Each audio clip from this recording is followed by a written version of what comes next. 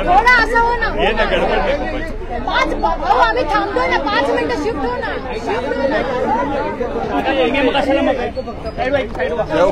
एक minute. Okay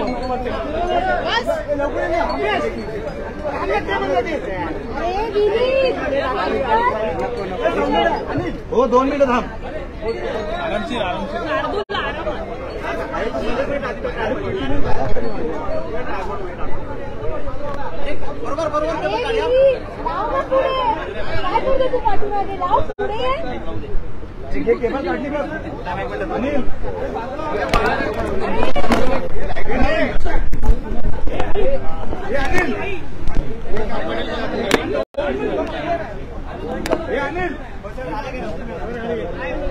झाले का सेटल तुम्ही? झाले का? पहिला मुद्दा असा आहे, बोल का दादा, काल ज्या पद्धतीनं महाविकास आघाडीची बैठक झाली, कर्नाटक निवडणुकांनंतर महाविकास आघाडीमध्ये चैतन्याचं वातावरण आहे का? कर्नाटकचा निकाल 2 दिवसापूर्वी लागला आणि पवार साहेबांनी उद्धवजी तसंच नाना पटोले, अशोकराव चव्हाण, बाळासाहेब थोरात या सगळ्यांशी संपर्क साधला आणि मला जयंतरावनं आम्हालाही बोलवलं आणि सांगितलं की जरी रविवारचा दिवस असला तरी आपण संध्याकाळी बसायचं आणि तशा पद्धतीनं संजय राऊत साहेब वगैरे सगळे त्या मिटिंगला होते आणि त्याच्यामध्ये चर्चा झाली. खरं तर या मिटिंगमध्ये काय झालं त्याबद्दल तिथं आमच्या सगळ्यांच्या वतीनं असं ठरवण्यात आलं, संजय राऊत साहेब तसंच जयंतराव पाटील आणि नाना पटोलेंनी बाहेर जाऊन साधारण काय चर्चा झाली, कुठल्या पार्श्वभूमीवरती बैठक बोलवण्यात आलेली होती याबद्दलच्या संपूर्ण माहिती मीडियाला काल त्यांनी दिलेली आहे. परंतु कर्नाटकचा निकाल जो लागला आपल्याला सगळ्यांनाच माहिती आहे की पाठीमागे अनेक वर्ष, तसं बघितलं तर 2014 सालापासून कालच्या कर्नाटकच्या निकालापर्यंत काही राज्यांचा अपवाद वगळता सातत्याने नरेंद्र मोदींच्या नेतृत्वाखाली केंद्रातले 2 वेळेला सरकार आणि वेगवेगळ्या राज्यातली काही सरकारं आली आणि त्याच्यामुळं साहजिकच भारतीय जनता पक्षामध्ये एक उत्साह पाहायला मिळायचा, त्यांच्यामध्ये एक जोश पाहायला मिळायचा आणि विरोधक तसं बघितले तर थोडंसं डिमोरलाइज झालेले होते. परंतु कर्नाटकचा ज्या प्रकारे निकाल आला आणि संपूर्ण एक्झिट पोलचे अंदाज पण सगळे चुकले, कारण त्यांनी दाखवलेलं होतं 100 ते 110 पर्यंत 115 पर्यंत काँग्रेस जाईल, परंतु काँग्रेस ही जवळपास 135 पर्यंत पोहोचली आणि हे तर एकदम 65 पर्यंत पोहोचले आणि त्याच्यामुळे साहजिकच सगळ्यांचा एकदम उत्साह द्विगुणित झालेला आपण सगळ्यांनी पाहिला. प्रत्येकाने आपली आपली प्रतिक्रिया पण दिली आणि त्याच्यातून पुढची लाईन ऑफ ॲक्शन महाविकास आघाडीची महाराष्ट्रामध्ये काय असली पाहिजे, कशा पद्धतीनं राहिलेल्या पण वज्रमुठीच्या सभा झाल्या पाहिजेत वगैरे वगैरे ह्या सगळ्यावर चर्चा झाली. त्याच्यामध्ये थोडीशी चर्चा की बाबा मागच्या निवडणुकीमध्ये काँग्रेस आणि राष्ट्रवादी काँग्रेसनी युती आघाडी करून निवडणुका लढवल्या होत्या, परंतु यावेळेस महाविकास आघाडी ही धरून शिवसेना उद्धव बाळासाहेब ठाकरे, त्याच्यानंतर राष्ट्रवादी काँग्रेस आणि काँग्रेस या तिघांनी 48 जागांच्या बद्दलचं वाटप करावं, कोणत्या कुणी लढायच्या त्या ठरवावं आणि त्याच्याचबरोबर साधारण जर 288 जागांची पण चर्चा करता आली तर ती पण करावी. कारण काहींना असं वाटतंय की कदाचित लोकसभेच्या बरोबरच विधानसभेच्या महाराष्ट्रातल्या निवडणुका होतील, असं काही सुतोवाच काही लोकांच्या तोंडून आला. त्याच्यामुळं एकदम ऐन वेळेस निवडणुका लागल्यानंतर धावपळ व्हायला नको म्हणून त्याही बद्दलचं साधारण चर्चा झालेली बरी, अशा पद्धतीनं काल साधक बाधक चर्चा झाली. पण जागा वाटपाच्या संदर्भात काही सूत्र ठरवण्यात आले का किंवा समितीची काही स्थापना? नाही, त्याच्या कुठल्याही का जागा वाटप म्हटल्यानंतर काही नावं राष्ट्रवादी देणार, काही नावं काँग्रेस देणार आणि काही नावं शिवसेना उद्धव बाळासाहेब ठाकरे हे देणार आणि त्याच्यातनं मग ते लोक बसतील. आता 2-2 नावं देत आहेत का 1-1 नाव देत आहेत हे अजून काही ठरलं नाही, पण 2-2 नावं देतील असा माझा अंदाज आहे. आणि मग 6 लोक जर बसून त्याबद्दलची पुढच्या कशा 48 जागांचं वाटप करायचं आणि 288 जागांची पण कशा प्रकारे साधारण चर्चा करायची. बरं, ह्याच्यामध्ये एक हेही ठरलं की नुसते हे 3 पक्ष नाही तर या 3 पक्षाशी संबंधित असणारे जे मित्रपक्ष आहेत, महाविकास आघाडी ज्यावेळेस स्थापन झाली उद्धव ठाकरे साहेबांच्या नेतृत्वाखाली मुख्यमंत्री म्हणून त्यांना संधी मिळाली आणि त्याच्यामध्ये मी, बाळासाहेब थोरात, आम्ही सगळेच होतो. आम्ही लोक काम करत असताना आमच्याबरोबर इतर पण काही राजकीय पक्ष, भले ते राजकीय पक्ष आमदारांच्या संख्येने लहान असतील परंतु त्यांना पण मानणारा काही मतदार आहे, त्यांनाही मानणारा काही वर्ग आहे, तर त्यांनाही बरोबर घ्यावं असं त्याच्यातल्या अनेकांनी आम्हाला सूतोवाच केला होता. त्याच्यावर त्यांची पण चर्चा झाली. कारण वज्रमुठीच्या सभा होत असताना ह्या सभांच्या मध्ये काही ठिकाणी स्टेजवर आमच्या मित्रपक्षांचे नेतेगण बसले होते परंतु सभेमध्ये भाषण मात्र 2 शिवसेना, 2 राष्ट्रवादी, 2 काँग्रेस अशा पद्धतीने झालं. दादा, आज शिवसेनेच्या ठाकरे गटाचे नेते झिरवळदारांना भेटले आणि ज्या पद्धतीनं सुप्रीम कोर्टाने निर्णय दिला आहे तो विधानसभा अध्यक्षांनी लवकरात लवकर शिंदे गटाच्या आमदारांना अपात्र करावं अशी मागणी करण्यात आली. त्याच्यामध्ये मी पण जरा माहिती घेतली. सध्या आपले विधानसभेचे अध्यक्ष राहुल नार्वेकरजी हे परदेशी दौऱ्यावर असल्यामुळं त्यांना शिवसेनेने ठरवलेलं होतं की त्यांना जे काही त्यांचं म्हणणं द्यायचं आहे ते आजच द्यायचं. ते नसल्यामुळं विधानसभेच्या उपाध्यक्षांच्याकडे त्यांनी दिलंय. विधानसभेच्या उपाध्यक्षांनी बहुतेक पोच दिली असेल आणि राहुल नार्वेकर साहेब आल्यानंतर त्यांच्याकडे ते पोच देतील.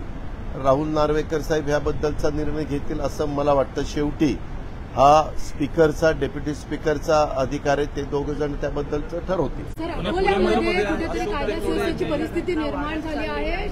शेगावमध्ये पण असं दिसलंय, नगरमध्ये दिसलंय. ह्या परिस्थितीकडे कशा पद्धतीने बघतो? अलीकडं ह्या ज्या काही घटना घडल्या अकोल्याच्या संदर्भामध्ये मी पण माहिती घेण्याचा प्रयत्न केला. काही सोशल मीडियामध्ये काही क्लिप व्हायरल झाली आणि ती क्लिप काही समाजाच्या भावना दुखवणारी होती आणि त्याच्यातून एक ग्रुप तिथं अतिशय अग्रेसिव्ह झाला आणि अग्रेसिव्ह झाल्यानंतर ज्या घटना घडलेल्या इलेक्ट्रॉनिक आणि प्रिंट मीडियामध्ये आपण वाचल्या आणि पाहिल्या त्या सगळ्या त्याच्यामुळे घडल्या. वास्तविक ह्या गोष्टीला राज्य सरकारने आवर घातला पाहिजे. कुणी क्लिप व्हायरल केली ही ताबडतोब त्याची शहानिशा केली पाहिजे. अलीकडं जसं सायबरचे गुन्हे वाढलेले आहेत, क्राईम, तशामध्ये तपास यंत्रणेला पण खूप काही त्यांच्या हातामध्ये बाबी असतात आणि त्यांनी कुणी ही क्लिप पहिल्यांदा व्हायरल केली, त्याच्या मागचा मास्टर माइंड कोण होता, काय त्याचा उद्देश होता, ह्या सगळ्या खोलामध्ये तातडीनं गेलं पाहिजे.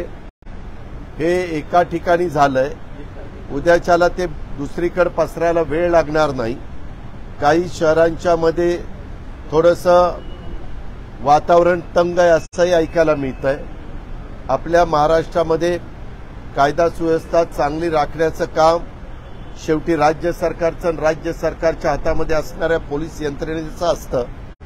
पोलीस यंत्रणेमध्ये राजकीय हस्तक्षेप न होता त्यांना या अशा प्रकारच्या चौकशा करण्याच्या करता पूर्णपणे मुभा दिली तर पोलीस यंत्रणा चांगल्या प्रकारचं काम करू शकते.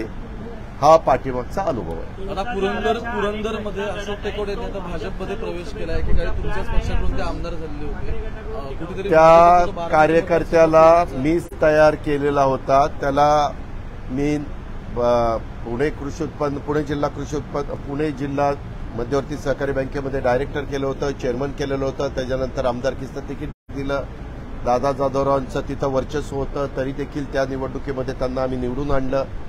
त्यांनी काम पण केलं त्याच्यानंतरच्या काळामध्ये तिथं स्थानिक काही आमच्या पक्षांतर्गत त्यांच्या काही लोकांशी जमत नव्हतं. मी अशोकराव टेकोड्यांशी पण चर्चा केली, मी ज्यांचं जमत नव्हतं त्यांच्याशी पण चर्चा केली, मी मार्ग काढण्याचा प्रयत्न केला. परंतु मी आपल्याला सांगतो की एखाद्याने मनाचा पक्का निश्चय केला असेल, कारण आज सकाळपासून माझ्या पक्षाचे प्रदीप गारटकर पुणे जिल्ह्याचे अध्यक्ष हे पण राष्ट्रवादी काँग्रेस पक्षाचे त्यांच्या घरी जाऊन बसले होते. परंतु त्यांनी सांगितलं की मी आणि माझ्या मुलांनी पक्का निर्णय घेतलेला आहे. वास्तविक त्यांना समाजामध्ये मान सन्मान प्रतिष्ठा, त्यांचे वडील अतिशय कट्टर पवार साहेबांचे कार्यकर्ते होते. जवळ अर्जुन म्हणून तिथं गाव आहे त्या भागातले ते होते. आणि त्याच्यानंतर मी पण अशोकरावांना, मी राजकीय जीवनात आल्या 91 साली तिथं खासदार झालो अतिशय तरुण वयात. त्यावेळेस मी त्यांना नेहमी जवळ केलं. माझ्या परीनं पक्षाच्या माध्यमातून जी काही ताकद देता येतील, शक्ती देता येतील ती द्यायचा प्रयत्न केला. पण स्थानिक काही वाद झाल्यावर आम्ही प्रयत्न करत असतो. दुर्दैवाने त्याच्यातनं मार्ग आम्हाला काढता आला नाही आणि म्हणून त्यांनी ही टोकाची भूमिका घेतली. त्याला वेगळी पण अजून काही कारणं आहेत.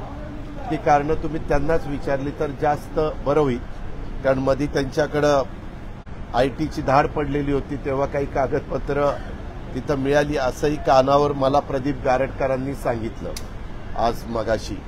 आणि त्याच्यामुळं पण काही घडलंय असं ऐकायला मिळतं.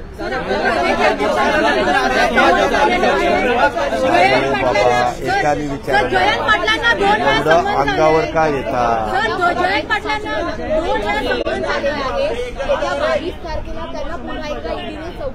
मी पण ती बातमी वाचली काल. जयंत पाटील साहेब आणि मी बरोबरच होतो, परंतु हा विषय काही तिथं निघाला नाही, त्यांनी काढला नाही, मी विचारला नाही, कारण ह्या बाकीच्या गोष्टी चाललेल्या होत्या. परंतु आज माझी जयंतराव पाटलांच्या बरोबर 5 वाजता एक मीटिंग आहे, त्यावेळेस मी त्याबद्दलची माहिती त्यांच्याकडे.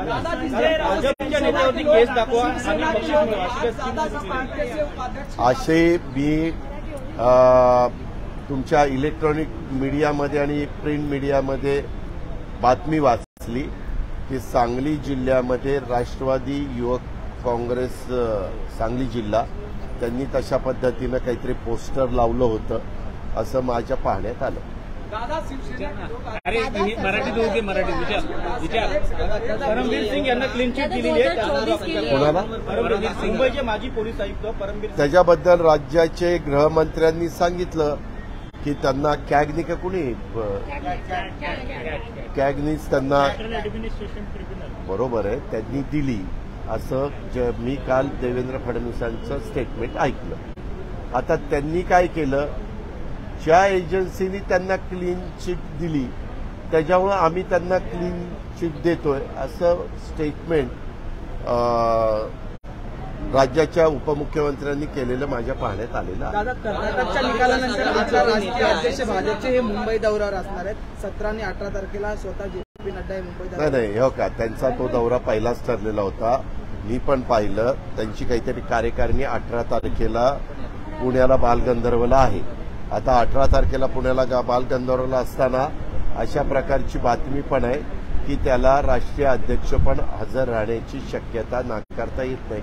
कदाचित त्या मीटिंगच्या करता त्यांचा पहिलाच पूर्वनियोजित कार्यक्रम आहे. अहो, उद्याच्याला एखाद्या राष्ट्रीय पक्षाच्या राष्ट्रीय अध्यक्षांनी कुठल्या शहरात जावं आणि काय प्रोग्राम घ्यावा हा सर्वस्वी त्यांचा अधिकार आहे. कर्नाटकच्या निवडणुकीनंतर स्थानिक स्वराज्य संस्थांच्या निवडणुका आता पुढच्या वर्षी जाऊ शकतात, कारण उद्धव ठाकरेंबाबतची सहानुभूतीची लाट अजूनही आहे अशी चर्चा आता सुरू झाली आहे.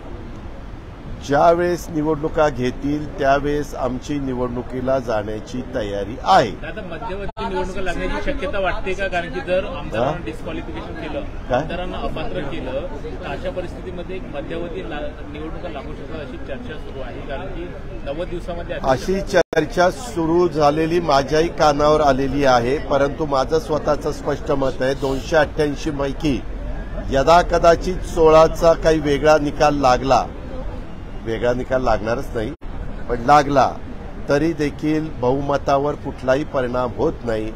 288 मधनं 16 गेले तरी देखील त्यांचे 272 राहत आहेत आणि 272 मध्ये त्यांना बहुमत क्लिअर आहे.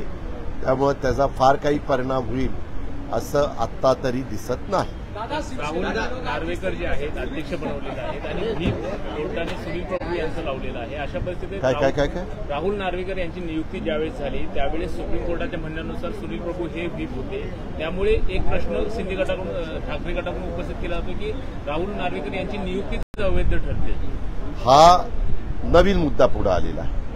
आता तुम्हाला माहिती आहे की सुप्रीम कोर्टाच्या 5 बेंचनी जो निकाल दिलेला आहे तो अतिशय व्यवस्थितपणे त्यांनी तो निकाल दिलेला आहे. पण त्या निकालामध्ये त्यांनी असंही सांगितलंय की विधानसभेचे स्पीकर अध्यक्ष हे ह्या 16 लोकांच्या बद्दलचा निर्णय घेतील. कारण आजपर्यंत आपल्या राज्यामध्ये पण जेव्हा जेव्हा घटना घडल्यात अशा प्रकारच्या त्यावेळेस विधानसभेच्या अध्यक्षांनीच यांना डिस्क्वालिफाय करण्याचा निर्णय घेतलेला होता. ज्यांनी जे काही हे आहे कायदा आहे पक्षांतर बदलीच्या बद्दलचा त्या पक्षांतर बदली कायद्याचा भंग केल्यानंतर अरुणभाई गुजराती एकेकाळी 99 ते 2004 साली विधानसभेचे स्पीकर असताना त्यांच्यापुढं अशीच एक मॅटर आलेली होती आणि त्यावेळेस त्यांनी तशा प्रकारे कार्यवाही केली होती. कारण पक्षांतर बंदी कायद्याचा त्या 6 लोकांनी भंग केला. हिंदी में जानना चाहेंगे महाविकास आघाड़ी की कल। अरे एक मिनट उनको पूछने दो ना बाबा. शिवसेना के लोग विधानसभा उपाध्यक्ष को मिलकर 16 लोगों पर जल्दी फैसला लेने का जो मामला लेकर आए हैं कैसे देखते हैं जबकि अध्यक्ष कुछ देर नहीं आज क्या हुआ वो स्पीकर को मिलने के लिए ही आने वाले थे लेकिन यहाँ के स्पीकर कुछ इंग्लैंड या लंदन के टूर पे गए हैं तो अब्रॉड गए हैं बाहर गए हैं तो परदेश दौरे के ऊपर वो दौरे पे चले गए हैं. इसीलिए उनको आज ही जो उनका कहना है यानी शिवसेना उद्धव बाळासाहेब ठाकरे ग्रुप का वो आज ही उनको सबमिट करना था. तो आज स्पीकर नहीं है इसीलिए उन्होंने डेप्यूटी स्पीकर के पास दिया है. उसके बारे में डेप्यूटी स्पीकर ने उनको बताया कि 2-3 दिन में स्पीकर आएंगे. मैं स्पीकर के पास आपका जो भी प्रस्ताव है वो भेज दूंगा उनके हाथ में दूंगा और उसके बारे में स्पीकर डिसीजन लेंगे. महाविकास आघाड़ी कर्नाटक चुनाव में जिस तरीके से हार हुई है बीजेपी की कल महाविकास आघाड़ी की बैठक हुई उसमें तय हुआ पुणे में कर्नाटक के मुख्यमंत्री को भी बुलाया जाएगा ताकि बीजेपी को और पीछे किया जा सके महाराष्ट्र. नहीं कल वहाँ बात करते वक्त वहाँ एनसीपी के कांग्रेस के और शिवसेना उद्धव बाळासाहेब ठाकरे के सभी वरिष्ठ नेता वहां बैठे थे. तब एक ऐसा प्रस्ताव आया कि कर्नाटक में जो अभी चीफ मिनिस्टर बनने वाला है कांग्रेस पार्टी का वो चीफ मिनिस्टर बनने के बाद जो वज्रमुठ की सभा अपने महाराष्ट्र में हो रही थी एक छत्रपति संभाजीनगर में हुई एक बीकेसी मुंबई में हुई एक नागपुर में हुई बाकी के बाकी है नासिक कोल्हापुर पूना ऐसे कुछ जगह की बाकी है. तो वो सभा जब लेंगे तब वहाँ के चीफ मिनिस्टर को भी हम बुलाएंगे और उनका भी सत्कार करेंगे ऐसा वहाँ चर्चा हुई. आपने ये भी कहा कि आने वाली विधानसभा प्राइमरी चर्चा शुरू हो गई है आपके बंटवारों को लेकर उसके बारे में कल संजय राउत साहब जयंत पाटिल साहब और नाना पटोले जी ये तीनों पार्टी की तरफ से प्रेस को बताया है कि क्या क्या चर्चा हुई और आगे की लाइन ऑफ एक्शन क्या होनी चाहिए या होने वाली है ऐसी चर्चा कल हुई है. एक सवाल टेक्निकल चीज ये है कि 16 विधायक अगर अपात्र भी हो जाते हैं तो क्या इस सरकार के लिए खतरा होगा क्या? मुझे तो बिल्कुल खतरा नहीं दिखाई देता. ये मेरा खुद का कहना है. नहीं तो फिर बाद में ये ऐसा कैसे ये महाविकास आघाड़ी का कहना नहीं. मेरा जो स्टडी है मैं 30-32 साल विधायक के नाते महाराष्ट्र में काम कर रहा हूँ. वो देखते हुए 288 में विधायकों में 16 अगर कम भी हुए तो 272 रहते हैं. 272 में उनके पास तो क्लियर मेजॉरिटी रहती है. एक सवाल है आपने मराठी में ये भी कहा कि संभावित है कि आने वाले दिनों में विधानसभा और लोकसभा चुनाव जो है वो एक साथ होंगे. तो इसको लेकर के कोई स्ट्रैटेजी बनाई गई है क्या महाविकास आघाड़ी में? नहीं उसके बारे में अभी बात चालू है. क्या है पार्लियामेंट के चुनाव के पहले राजस्थान का चुनाव है, मध्य प्रदेश का चुनाव है और मेरे ख्याल से छत्तीसगढ़ का चुनाव है। 3 स्टेट का चुनाव है। ये तीनों स्टेट 5 साल पहले जो चुनाव हुआ था तो कांग्रेस के पास गए थे। अभी उसमें से 2 स्टेट कांग्रेस के पास है, 1 स्टेट बीजेपी के पास चला गया है, मध्य प्रदेश का। तो वो चुनाव के बाद पार्लियामेंट का चुनाव आने वाला है। तो पार्लियामेंट के चुनाव के बाद अपने महाराष्ट्र का चुनाव 6 महीने के बाद है। लेकिन 1999 में ऐसे ही महाराष्ट्र के चुनाव को 6 महीने बाकी थे, राष्ट्रवादी कांग्रेस पार्टी का वो पार्टी नई यहाँ उभरी थी पवार साहब के नेतृत्व में। संगनाथ जी भी थे, तारिक अनवर जी भी थे, बाकी साथी थे। तब के गवर्नमेंट में नारायण राणे साहब और गोपीनाथ मुंडे साहब चीफ मिनिस्टर और डिप्टी चीफ मिनिस्टर थे। तब उन्होंने 6 महीने बाद विधानसभा का चुनाव न लेते हुए लोकसभा के साथ चुनाव लिया था।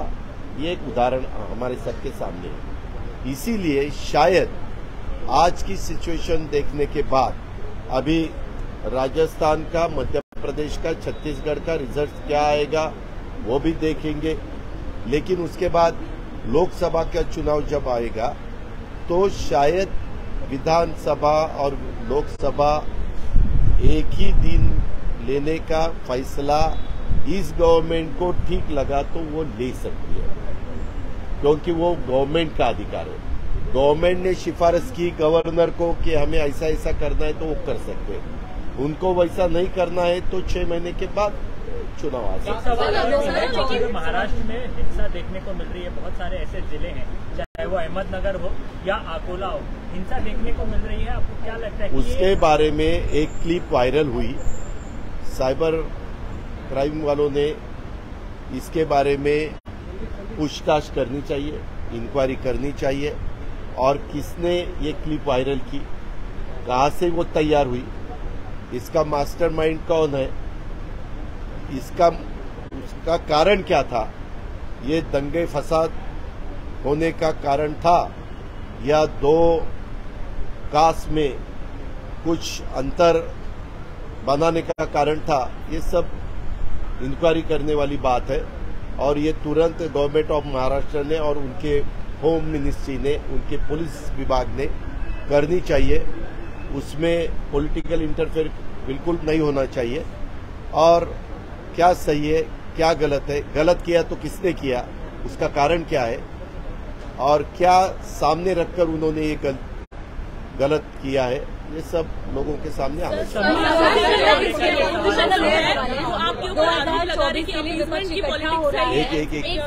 2024 के लिए विपक्ष इकट्ठा हो रहा है तो राज्य और राष्ट्रीय स्तर पर विपक्ष का चेहरा कौन होगा? क्या नीतीश कुमार, राहुल गांधी या पवार साहब खुद होंगे? उसके बारे में यहाँ चर्चा नहीं होती। यहाँ चर्चा महाराष्ट्र के चुनाव के बारे में होती है। आपने जो सवाल पूछा है वो भारत देश जो है उनके स्तर के वाला सवाल है। उसमें दिल्ली में चर्चा हो सकती है, राष्ट्रीय स्तर पे चर्चा हो सकती है।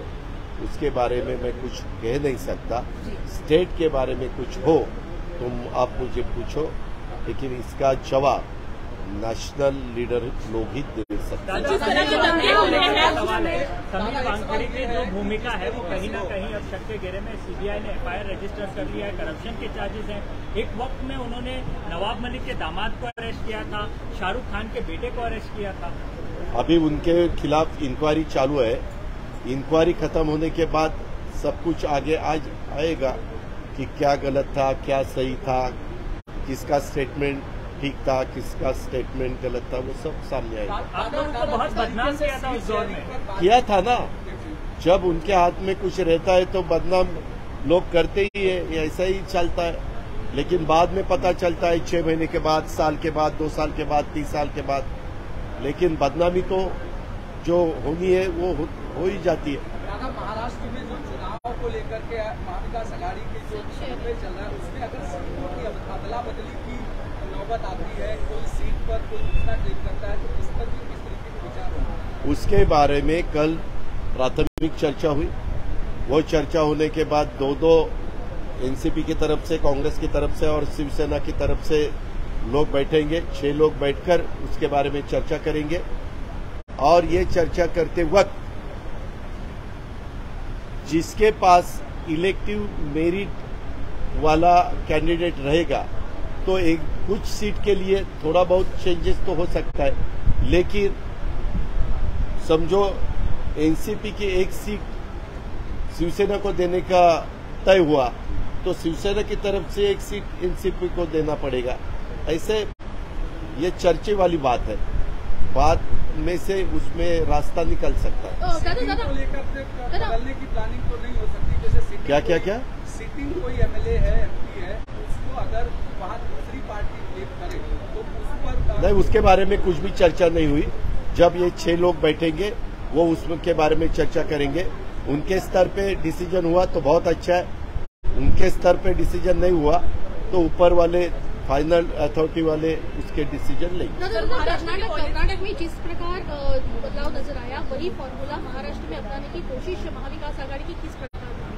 नहीं, कल महाराष्ट्र महाविकास आघाड़ी की बैठक हुई, उसके बारे में चर्चा हुई। आगे जब जाएंगे तब सब मिलके जाना चाहिए।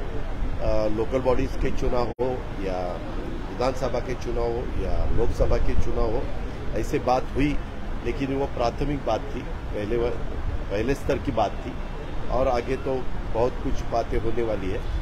उसके बारे में कल तो उद्धव ठाकरे साहब भी वहाँ थे, हमारे पार्टी के पवार साहब और जयंत पाटिल में हम सब भी थे और कांग्रेस के भी सभी लीडर थे, यदि नाना पटोले, अशोक चौहान, बाला साहेब थोरात, भाई जगताप, नसीम खान, ऐसे सब लीडर वहाँ पर, और सबके मन में यही था सब मिलके ठीक तरह से वोटर्स के सामने जाना चाहिए, लोगों के सामने जाना चाहिए और उसमें अपने में बिल्कुल मतभेद नहीं होनी चाहिए। दादा सुधीर मुनगंटीवार इन्होंने कहा है कि सुबह की जो शपथ विधि हुई थी वो उद्धव ठाकरे को सबक सिखाने के लिए हुई थी। उसके बारे में नो कमेंट्स।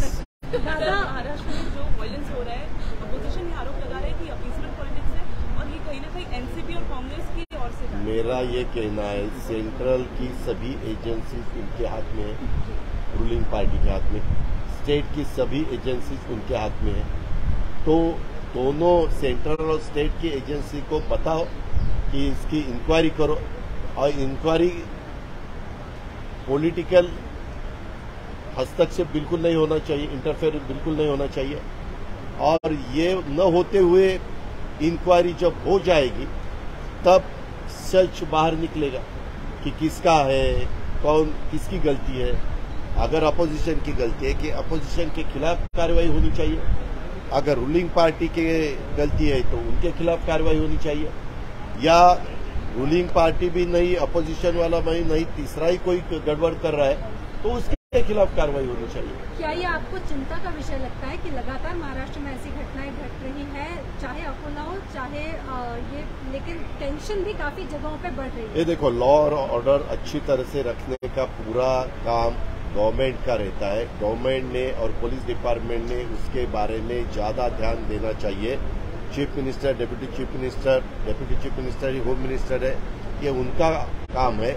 हम अपोजिशन के नाते इतना ही कहेंगे कि यहाँ सब ठीक ठाक होना चाहिए, बिल्कुल ऐसा लॉ एंड ऑर्डर्स के बारे में गड़बड़ नहीं होनी चाहिए। धन्यवाद।